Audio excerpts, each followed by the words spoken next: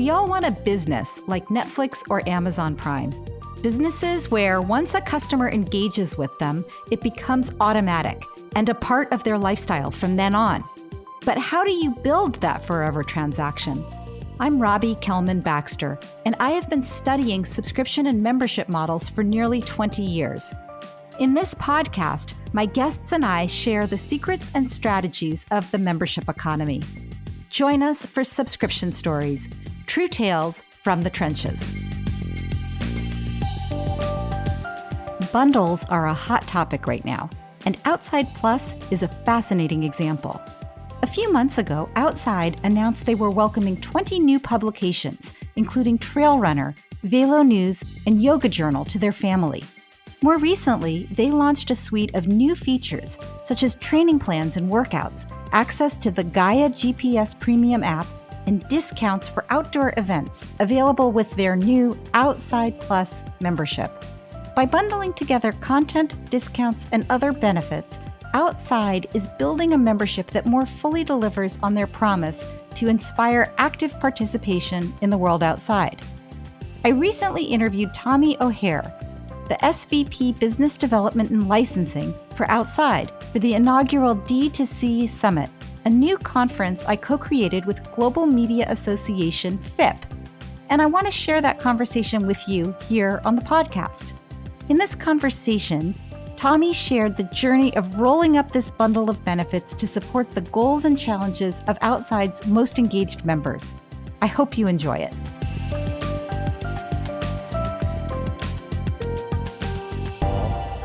Welcome, Tommy. Hey, thank you, Robbie. Thanks for having me. Excited to talk to you today.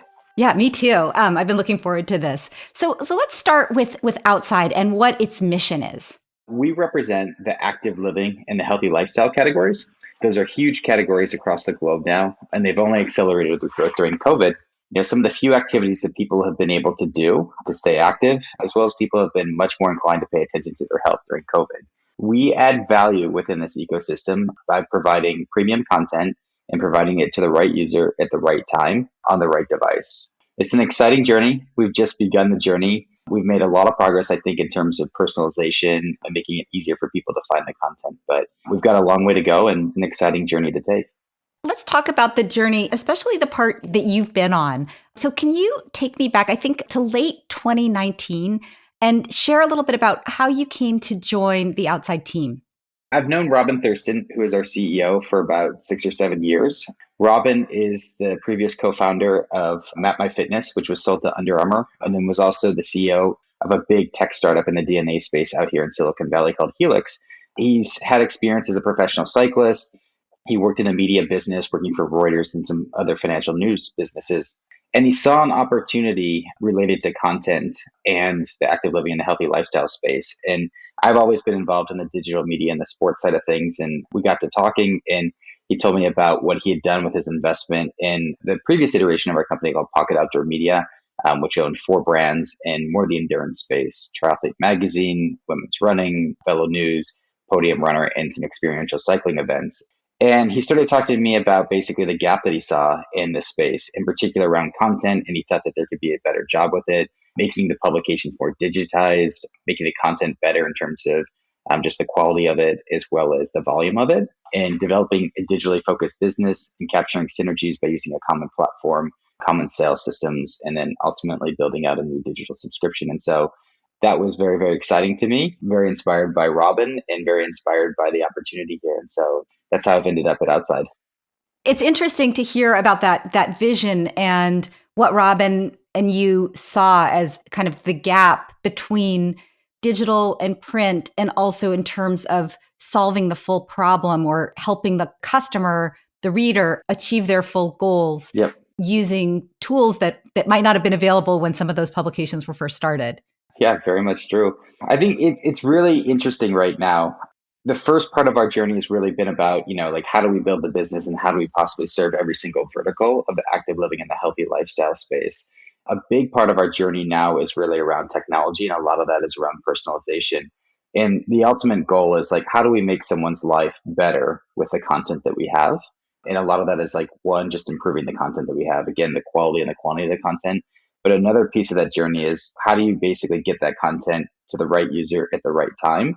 A lot of that is, really around just personalization and things that you do with software. A lot of it also is around having the various different types of technology that you need. So for us, we own a GPS mapping company called Gaia. So at some point, people need their content served to them directly, like as they're hiking. Other times, it's more passive. They've just finished a workout and we want to be able to present them with recovery information or food information, nutritional information right then, right there. So it's exciting stuff for us. One of the things I think about a lot is the concept of, you have this promise to your members, this forever promise. I'm going to help you achieve your goals, or I'm going to help you solve your problems. I'm going to help you understand the world around you so you can make better decisions, or I'm going to help you get the most enjoyment out of your hobbies and passions. And very often that promise, delivering on it, starts with media, starts with content.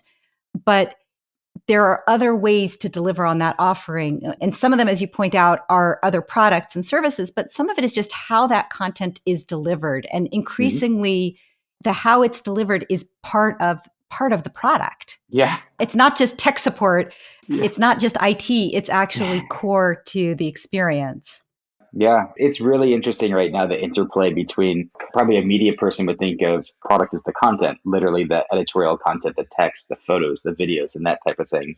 If you're talking to a technology focused company, it's about the software and the hardware and those different types of things that are out there right now. And so we really blend the two of them together. And for us, there's so much content that's pushed to people. It's difficult for them to basically find the information that they need to make their lives better. Or there's a lot of data that's pushed to them from the various fitness trackers or the other things out there that are tracking sort of the biometrical data. And for us, we really want to combine those two types of things and make it so simple for the user that they don't have to go out and actively find the content, and they don't have to figure out what they actually need, for content. We want to basically present them with content that surprises and delights them. And we do that by making their lives better. And so, you can think of an example at some point where we might be pulling in the data from a fitness tracker or something like that, and looking at that data and realizing, like, how does a user run? What's happening in the running patterns? Do we show them some articles about injury prevention because we see they might be running too much, or they've just finished their workout and here you should have this nutritional supplement right now, or we see you haven't been working out recently and here's some articles on mental health and things to get you going again. So that gets really exciting for us and gets us out of bed and gets us fired up every single day to go to work. What I like about that example is, we're talking about bundles. And I think some organizations think of bundles as just, let's just pile on some benefits, whatever we happen to have available. But what I like about the way you're describing this is that the different elements of the bundle work together in concert. So you talk about the article to support what you're learning from the tracker. And I think that's really important for people to keep in mind as they're thinking about their own bundles and what should go in the bundle and what shouldn't go into the bundle. And I know that's something you've been thinking about a lot over the past 20 months or so. Can you talk to me a little bit about the acquisitions you've made, the decisions you've made over the last year or two, and how you thought about what should be part of this bundle, of this offering, this membership? It's really interesting. I mean, like I said, we know we want to change people's lives. We know that we represent the active living and healthy lifestyle category. And we know, like, the next step behind that is, like, how do you get this content, like right content to the right user at the right time? And so obviously we looked at our assets and, didn't have, a ton of assets that were in the portfolio. And so as we started to build out the bundle, we looked for various things to complete it, the various touch points of someone, like in the example of, say, like a cyclist, what is their day like and what are the things that they need? And so, editorial content and video content is a big part of that. Those are things they're really probably going to be consuming most of the times off of the bike. But then you look at, the other things that a cyclist might need. And a lot of times that's training plans. They need sort of route mapping and things like that. If they're going to go basically out in the backcountry, they need topographical maps and things like that. And that's where Gaia GPS comes in. They're going to be participating in events. So we own an event registration company that focuses on endurance events. So running events, biking events, that type of thing. We own a finish line photo company called Finisher Picks that uses artificial intelligence to read the data in the photos and match it up with the database of runners and cyclists, and then matches it up with a photo that's in their system. There's discounts on that. We own a participatory event company called Roll Massif that has road biking events, gravel biking events, mountain biking events, and things like that. we own a streaming service that also is available on linear television called Outside Television. And so, we start to look at all those things and you say like, look, you want to touch every part of the cyclist or the runner or the yoga person's life. And so we want those to be in the bundle. So you want to basically make sure you have all the right sort of elements of content and utility for them. Part of that's the technology. And then you look at the economics. What can you actually make of this? And you want to be able to provide like a significant value for that user. And so we put all that content and those utilities together in a bundle. And right now, that's called Outside Plus. It's $99 a year, but it's over $350 of value for the end user if they'd gone and bought these services on their own. So first of all, it's always about the user. And then secondarily, we know if we make a great product for the user and we work hard on the economics, we can provide a lot of financial value for the end user too. A lot of the delegates are from the print world. And you talked a lot about how your vision and Robin's vision was really around, a lot of it was about digital. A lot of it was about expanding the relationship that was launched by these print publications. What do you think of the role of print in your bundle and in your member experience? We started looking at print in the very beginning, and this is what got us thinking about the bundle really, was people still really value print. It's a great experience, when the magazine shows up in your mailbox, you put it in your hands, or it's a newspaper. And for me, like I love reading the print newspaper when I get on an airplane, undistracted. It feels great. I love everything about it. And so we knew that people liked print.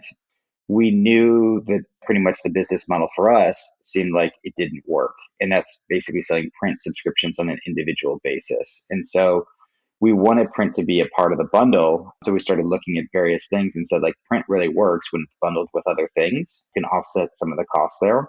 And so we really believe in print. We'll always have print, but in order to make it work for us, it needs to be part of either what we call like a vertical pass, which, we often sell like for Velo News, our cycling publication. You can still get Velo News, the print publication, but you have to buy the brand pass, and that gets you access to all the content for Velo News behind the paywall, all the digital content there, and you get the print magazine. Or you can subscribe to Outside Plus and get all of the benefits that we have and get actually 2 magazines and 2 books as part of that bundle. So we really believe in the print business. We just think it needs to be part of a bigger sort of subscription or bundle. For people who, let's say, subscribe to the print edition, but are getting the full pass bundled in, how do you onboard them so that they learn about the other benefits and hopefully engage more fully in what they're paying for? I've had a lot of experience building digital subscriptions and bundles and things like that. And you really have to communicate a lot with the end user at the end of the day, or your purchaser, however you want to describe it. When you're marketing to them, you need to explain carefully what this is. When you're sending it through the purchase flow, you need to be really careful and call out every single thing there. So we try to make it easy for them. Print is, when you come in and you purchase and you're selecting all the benefits and how you're going to get them, we put print there. But you're going through a flow of all the different benefits that are there. And it's very intentional of how we do that flow in the purchase process so people can see the benefits. And we know from the data that we have, what users want and what the user benefits are at the end of the day. And so it's ordered, and we pay close attention even to things like the color palettes that we're using and things like that to help it make it easier for the user to understand like where the benefits are and explain them. How do you use color palettes? Just basically user testing to see things that are like, what do users respond to more, things like that. So we have a very bright and vibrant yellow oranges from outside that's there. And we've noticed that that's made a pretty interesting difference in terms of people paying attention to different things on the pages. We can literally see it in the data based upon where the yellow is and isn't. Oh, I see. So when they're looking at the screen, wherever the yellow is, that's where their eye goes. So you might focus most important message there. Yeah, interesting. Yeah, it's really interesting. It's a little bit out of the Google page where they spend, I think, like an inordinate amount of time like selecting the blue or the purple for the links that are clicked. So, we're talking very narrowly about what you've done. I know you're partnering as well. I mean, you guys have been so busy with acquisitions and partnerships and really thinking broadly about how to deliver on your promise to your members on, helping them get the most out of the outdoors and an active lifestyle. What considerations should an organization keep in mind as they layer in more value for their members in terms of when to acquire, when to partner, when to build it yourself, and how to think about what should be in and what shouldn't be in the bundle? I think it comes down to really looking at like, okay, what do you need to serve your end users at the end of the day? And what's the best way to fulfill on that? For us, it's a lot of looking at, the decision between acquiring or a partnership is around synergies in around the level of control that we need to have, and can we add value to something, to a business that we buy. And so there's certain instances where we've done, quite a bit of acquisition things where, we saw a great opportunity for us to have synergies. And so Active Interest Media, a big media publication in the active living and healthy lifestyle business, it made a lot of sense for us to work with them and acquire them, because we could put their content onto our platform. We could, consolidate sales teams. It really filled out our bundle and things like that. And we needed to have control over the business to do that. A partnership, really just wouldn't make sense in that scenario. There's other scenarios where, like, we have a relationship with USA Triathlon right now. And so USA Triathlon used to have a member benefit that was a magazine that was there. And so they realized, like, look, we're really not in the magazine business here. We're in the business of serving our users with events and other different benefits that are out there. And outside, you have a magazine called Triathlete. Should we pair up together? So we took a look at that and we realized, wow, there's a lot of great synergies. We don't need two different triathlon magazines in the ecosystem. Let's put them together, consolidate costs, have better content at the end of the day. At the end of the day, the end user wins. They get a better editorial publication. It's good for both our businesses. USA Triathlon is, able to reduce costs and improve revenue. We've been able to do the same thing on our side. So I think it's really, just a matter of looking at each situation and unique instance and just, figuring out, like, what is it that you need for your users, and then what's the level of control that you want to have. We've been talking about kind of the broader picture, and I know you've talked about the bigger ecosystem for the outside lifestyle. I want to take us to the other side, to the inward facing part of your business. And when I've seen organizations that have moved to include new features and benefits for their members, whether it's moving to digital, moving to a membership model, moving away from ads to subscription, all of those kinds of transitions that an organization makes to better serve their best members, there are often challenges internally as well as externally. And I wanted to ask you about, what were the consumer-facing challenges that you faced as you changed and expanded what you offered and moved your readers to digital? What kind of response did you get from your consumers? And then I'm going to ask you, we can hold on it, but I am going to ask you, what was the response internally from your team members and your colleagues? So let's start with consumer-facing challenges and response. Now we're getting to the really, really tough stuff here.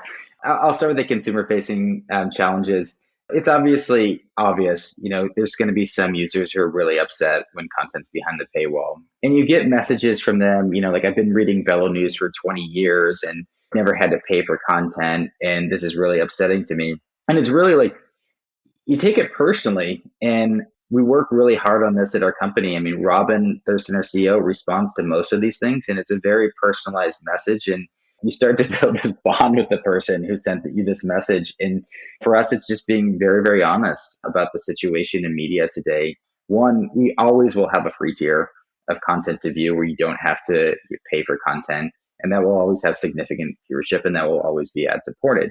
But in today's digital ecosystem, you also need to have a paid tier. We know that, and we obviously clearly believe that. And so being clear with the customer and saying, like, look, these are the economics of, how things are working today. And we want to continue to have these publications, and we want to continue to serve with this great content that you've been reading for the last 20 years. But in order for us to do that today, this is what we feel like we need to do for our business model. And I found that conversation and being very honest and open with the person who sent you those messages is really helpful. And it not only helps that person out, but it also really helps us from the information that we gather from the person and understanding more about things that we might not have thought about, and content that next time maybe we want a window in front of the paywall for a while for free and then move behind the paywall.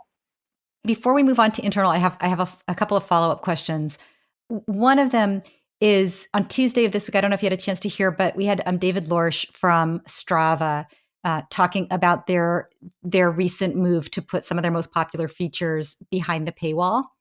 And one of the things that he said is that he sort of recommended as a best practice was to be really clear about what should be free and what should be paid. And I'm curious how you think about that. You said, you leave some things in front of the paywall. There's other things that go behind the paywall. How do you think about what these diehard members should always get for free, and what is content or experiences that are worth paying for? I think it's a little more difficult for us because we're dealing with just content at the end of the day. And so you try to make these objective criteria for what's going to go in front of the paywall, what's going to go behind it. But at the end of the day, it ends up being subjective. We really try to look at it as a stuff where we spend a lot of time on making something that's really unique, probably much more long form. And that's the type of stuff that we put behind the paywall. And we think it makes sense because it really differentiates our product. We've spent, a lot of time and money just making it excellent and something that you can't find everywhere and something that, is going to be great for the end user at the end of the day.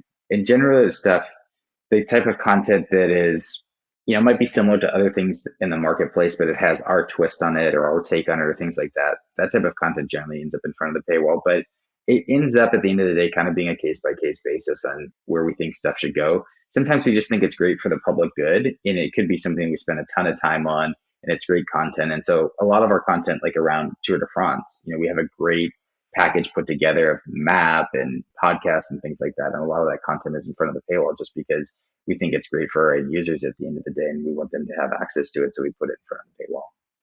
I appreciate that you talked about one of the reasons for free being public good. I know that in the past year with the global pandemic, there's been a lot of thinking and discussion around there's stuff that you make free because it fits into your business model, right? It's either a free trial or it's a way of building habits or it creates the product for your advertisers.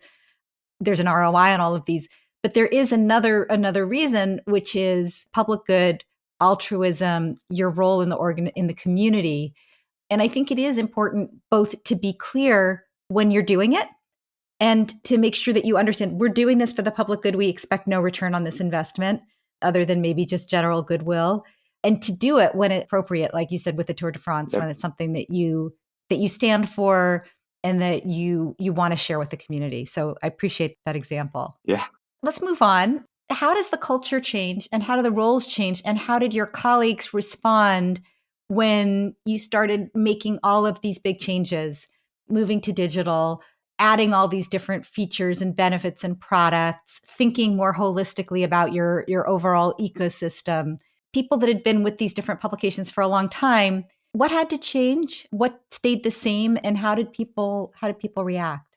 I think to do this, you have to have the right culture, and it needs to come from the top down. You need to have a culture of understanding, empathy, sympathy, and respect for everyone's roles and the values and the opinions that they have and that they bring to the table.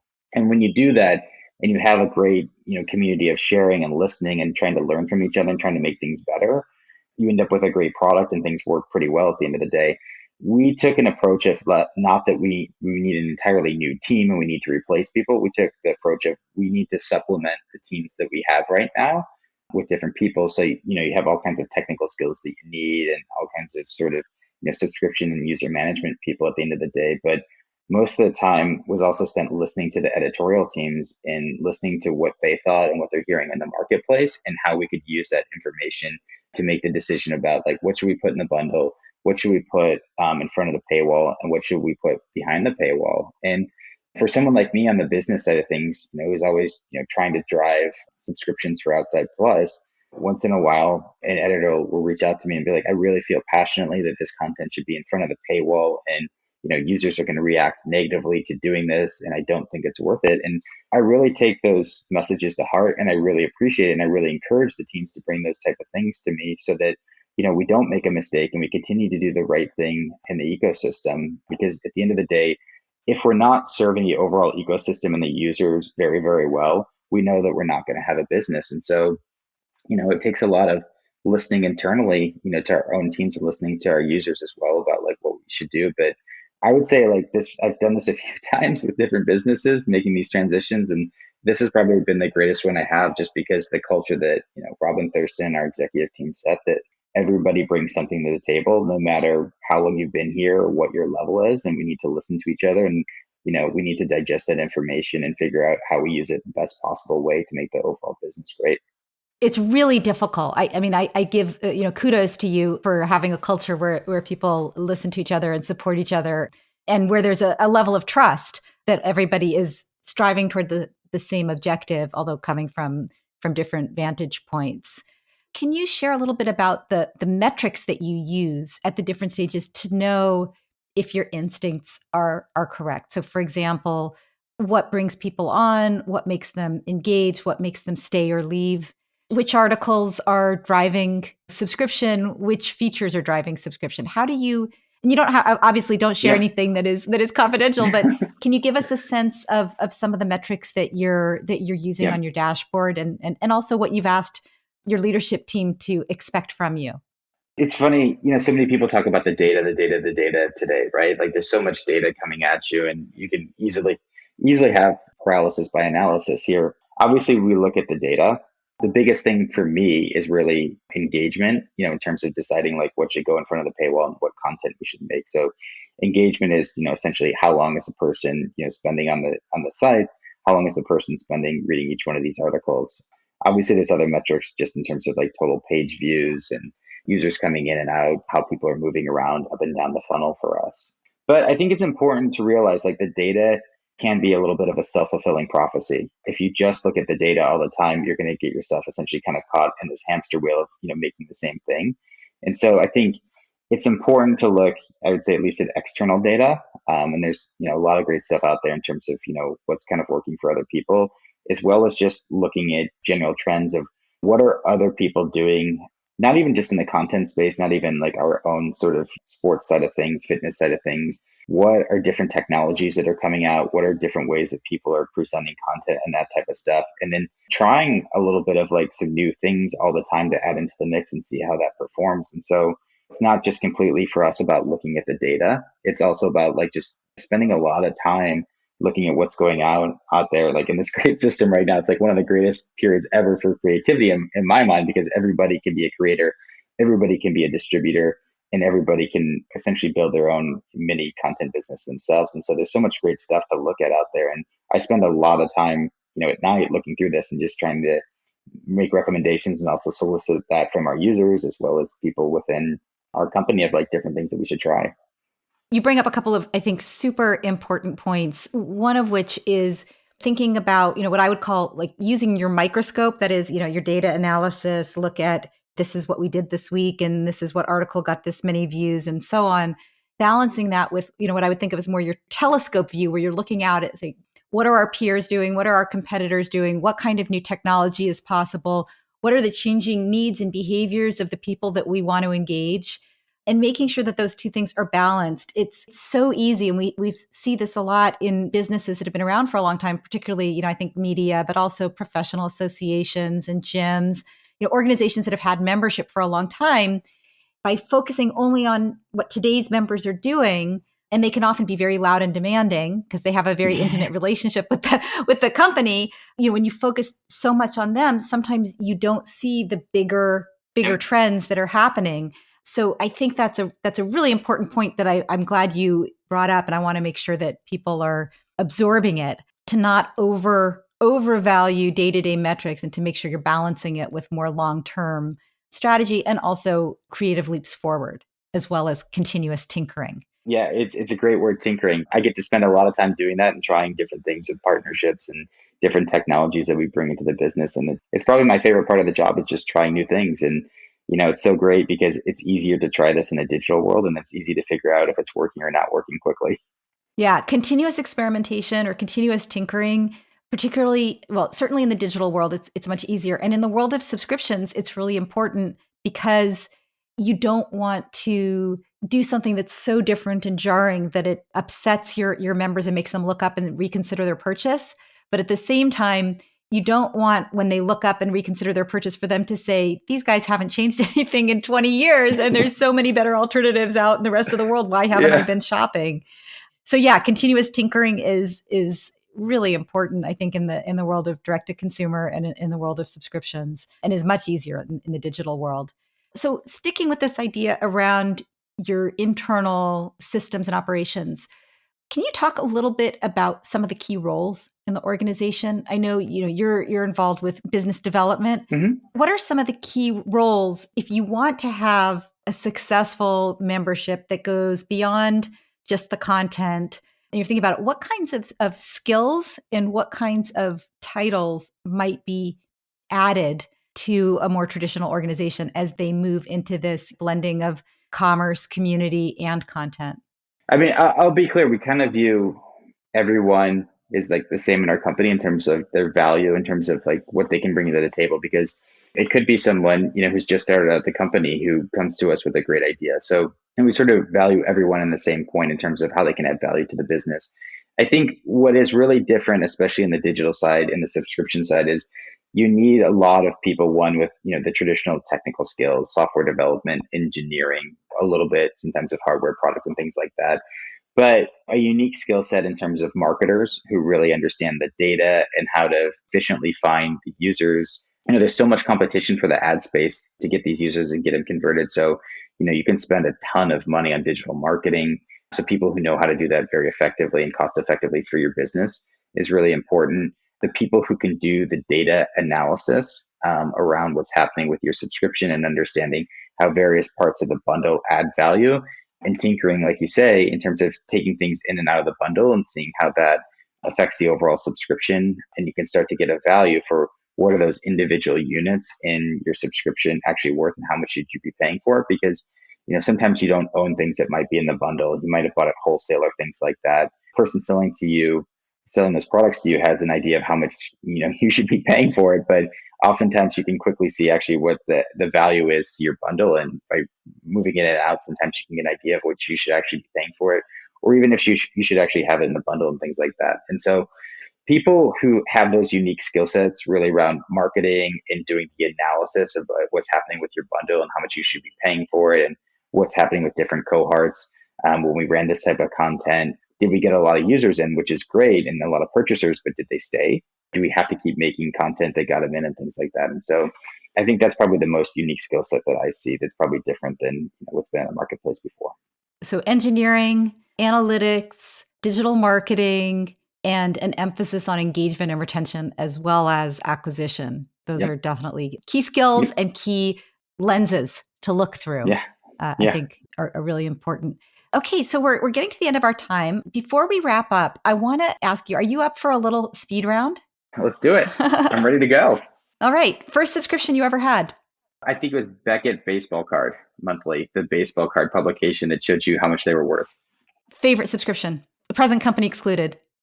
All right. Well, I have 3 kids, so I would say favorite may not be my favorite thing to watch, but favorite thing that helps my life is probably Disney Plus.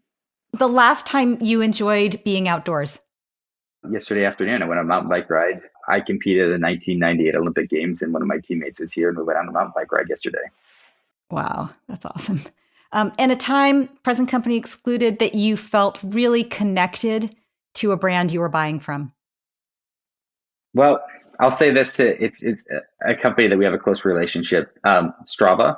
I use Strava every single day, and it's a great way for me to connect with a subset of my friends who are very much interested in endurance sports. And we did not pay you to give that little endorsement to yesterday's awesome speaker, Tuesday's awesome speaker, David. He's great. Okay, so I'm going to open it up to questions now. I think we have time for a couple of questions. First question, what are the 2 or 3 top lessons you've learned through this implementation of Outside Plus? It's a continuous evolution in terms of what users value and what they want to have in the bundle. So you start out and we didn't think we knew everything and we would have it right from the very beginning. And so I think the biggest thing is, continuing to basically listen to your users, sample them, look at the marketplace and iterate on the bundle.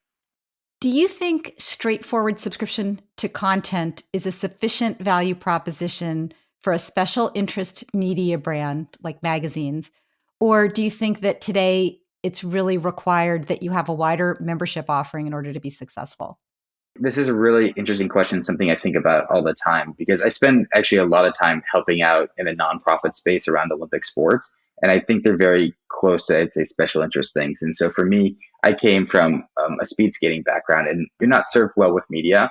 And I always think if someone was presenting something to me where it was a $10 a month digital subscription, literally just to tell me when the races happen and the results, I would pay $10 a month for that. And I think in that scenario, your users are paying much, much more than they probably would pay for other digital subscriptions that are out there that have a much bigger audience that they're addressing. But from my lens, I do think the specialty individual subscriptions will work. I think it could be a little bit of a challenging in terms of the price point that you have to have for it because it's a smaller audience. So you probably have a much higher subscription fee than most people are willing to pay for. But I do see those working. Really interesting thing that you brought out is that sometimes less content that is more specific is worth more than lots of general interest articles. Yeah, exactly.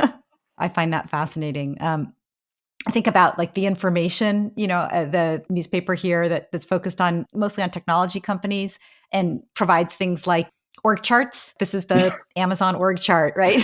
These are the people who report directly, and how people are paying twice as much or 3 times as much as they do for, let's say, a Wall Street Journal subscription, which has a much larger newsroom, covers a much broader base of things.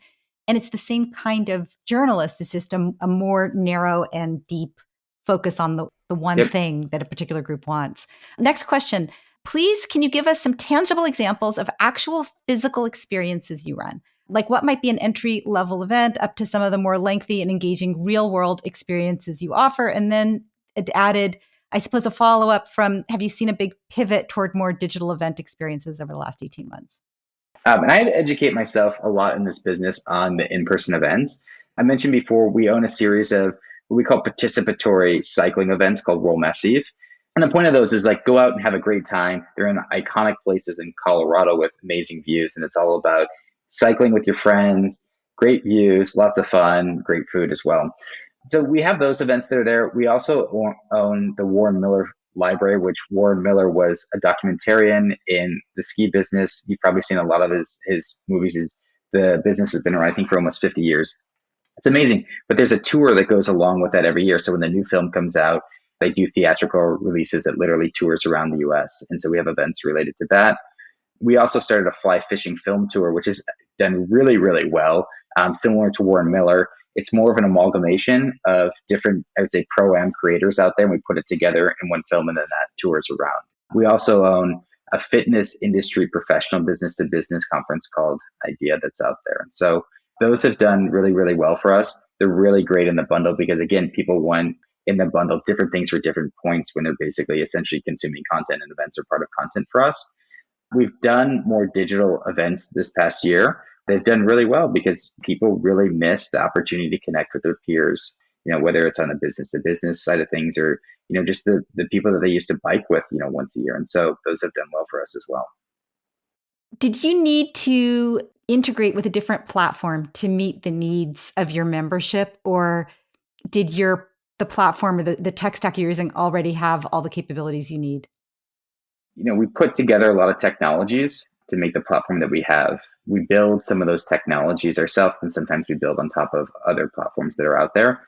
We use WordPress as our core content management system, and then we build the front end, the websites and the apps ourselves, but we iterate off of the WordPress platform. So we take their core set of technology, we use different plugins, we make some of that stuff our own. So, and some things like we make completely ourselves, like our personalization engine and system, we do that completely on ourselves. So it's a combination of getting services from other places. It's a combination of making them ourselves. Okay. And then I have to say this from Jamie Gavin, and I'm going to do this verbatim. Wait, hold on. You competed in the Olympic Games. Tell us more about this, please. Yeah. Well, I always say, like in my previous life, or as my wife would say, when he weighed 40 pounds less, but I was a short track speed skater. I wasn't very good, but I had the opportunity to compete in the 1990 Olympic Games for the U.S. Olympic team in the sport of short track speed skating. It was, an amazing experience because I wasn't really expected to make the team. I ended up making the team, and, it forever changed my life. It set me on a path that has really helped accelerate my professional career. And I probably wouldn't have been able to break into sports and media without that. And so, I'm forever grateful for that experience. That's awesome. I didn't know that either. So I'm so glad you shared that. And by the way, saying you weren't very good and you were in the Olympics, it's like, you can't be not very good and also be in the Olympics. But I appreciate your modesty. Thank you so much, Tommy. This was fantastic. Thank you so much, Robbie. And thank you to the audience for tuning in. That was Tommy O'Hare, Senior Vice President of Business Development and Licensing for Outside. This episode was recorded live at the FIPP Direct-to-Consumer Summit, and I'm delighted to be able to share it with you here. For more about Tommy and Outside, go to outsideonline.com. For more about the summit and to access the other interviews with stories from The Economist, Tesla, and Nike, among others, go to D2C.global. And for more about my work with subscription and membership models, go to robbiekelmanbaxter.com. You've been listening to the Subscription Stories podcast. This is Robbie Kelman Baxter. If you love the show, please leave a review on Apple Podcast and mention this episode if you especially enjoyed it. We read all of the reviews and we want your feedback. Thanks for your support, and thanks for listening to Subscription Stories.